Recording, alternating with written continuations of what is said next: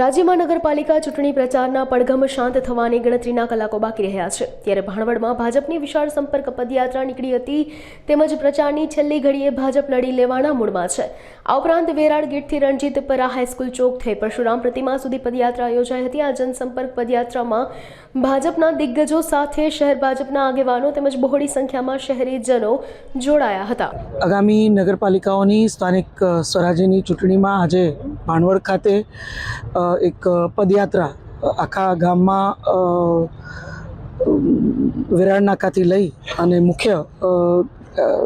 શહેરની બજારોમાં અન્ય મુખ્ય સ્થાનોમાં યોજવામાં આવી, જેમાં આપે જોયું એ પ્રમાણે લોકોમાં ખૂબ જ ઉત્સાહ છે અને ભારતીય જનતા પાર્ટીની તરફેણમાં મતદાન કરવા માટેનું એક ખૂબ સરસ વાતાવરણ લોકોનું આજે બન્યું છે। અમે પણ એ જ અપીલ કરવા ગયા હતા કે મોટી સંખ્યામાં મતદાન થાય, વધુને વધુ લોકો મતદાન કરે અને ભારતીય જનતા પાર્ટીની તરફેણમાં કરે, એના માટે આખું પદયાત્રાનું આયોજન મારી સાથે આ પદયાત્રામાં મુળુભાઈ બેરા અને ખૂબ મોટી સંખ્યામાં બધા આગેવાનો, પાર્ટીના વરિષ્ઠ કાર્યકર્તાઓ, અત્યારના આપ જાણો છો મુજબ 8 બેઠકો બિનહરીફ થઈ ગઈ છે અને 3 બેઠકોમાં કોંગ્રેસ પાર્ટીએ સમર્થન જાહેર કરી દીધું છે। એટલે જે મોટી સંખ્યામાં આગેવાનો, અન્ય શ્રેષ્ઠીઓ, વેપારીઓ બધા જોડાણા હતા, એમણે લોકોને એ જ અપીલ કરી કે જે 4 વોર્ડમાં હવે ચૂંટણી છે એ 4 વોર્ડમાં વધુને વધુ મતદાન થાય, ભારતીય જનતા પાર્ટી તરફી થાય અને સારી રીતે ભવિષ્યમાં આ નગરસેવકો આપણા નગરની સેવા ને નાગરિકોની સેવા સરસ રીતે કરી શકે અને પાર્લામેન્ટથી લઈ અને પાલિકા સુધીની આપણી એક મજબૂત કડી એ કેન્દ્ર, રાજ્ય અને સ્થાનિક સંસ્થાની જોડાય એ પ્રકારનું આખું વાતાવરણ સર્જવા માટે લોકોને અપીલ કરી છે। અત્યારે જે વાતાવરણ આખું છે એ મુજબ અને જે રીતે સકારાત્મકતાથી ખૂબ જ બધા સમાજો, બધી સંસ્થાઓના પ્રતિનિધિઓ, જે રીતે સ્થાનિક ચૂંટણી એટલે આમ પણ સ્થાનિક નાગરિકોની ચૂંટણી હોય છે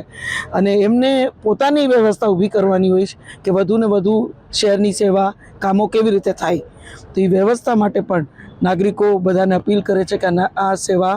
આ સુવિધાઓ આપણે ભારતીય જનતા પાર્ટીની આ મજબૂત કડી જોડી અને કરી શકશું। મોદી સાહેબના નેતૃત્વમાં આપ સૌ જાણો છો જે પ્રકારે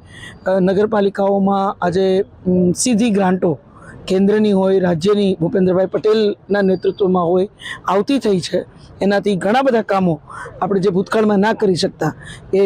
શહેર કક્ષાએ કરી શકીએ છીએ અને ખાસ કિસ્સામાં કોઈ વિશેષ કામની મંજૂરી હોય સરકાર તરફથી તો એ પણ રાજ્યમાં અને કેન્દ્રમાં આજે ખાસ પ્રાવધાન અંતર્ગત પણ અમે મંજૂર કરાવી અને મોટા શહેર કક્ષાની સુવિધાઓ આપણા ભાણવડ શહેરને મળે એ પ્રકારની જ્યારે વ્યવસ્થાઓ ઊભી કરી શકતા હોય ત્યારે એક વાત ની પ્રતીતિ અહીંયા લોકો એનું મન ભારતીય જનતા પાર્ટી ને મત આપી અને મજબૂતીથી હજી જે 4 વોર્ડમાં જે પેનલો છે એને પ્રતિનિધિત્વ સોંપવાનું નક્કી કરી લીધું એવું લાગે છે। પણ આપના માધ્યમથી હું તમામ નાગરિકોને અપીલ કરું છું, જે આપણી નગરપાલિકાઓમાં ચૂંટણી છે બધાને અપીલ કરું છું કે તમે બધા તમારો કિંમતી મત, તમારો પવિત્ર મત, આશીર્વાદરૂપી મત કમળમાં આપી અને ફરીથી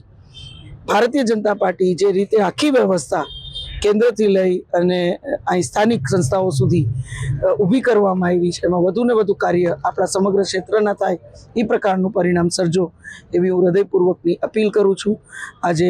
આમ આદમી પાર્ટીને મજબૂત જાકારો દિલ્હીના નાગરિકોએ આપ્યો, ત્યારે આપ અને કોંગ્રેસ નેતૃત્વ વિહોણી છે, આયોજન વિહોણી છે, ત્યારે ફરીથી એક વખત આપ સૌને આપના મત ના વેડફવા અને કમળને તમારો પવિત્ર મત આપવાની હૃદયપૂર્વકની અપીલ કરું છું।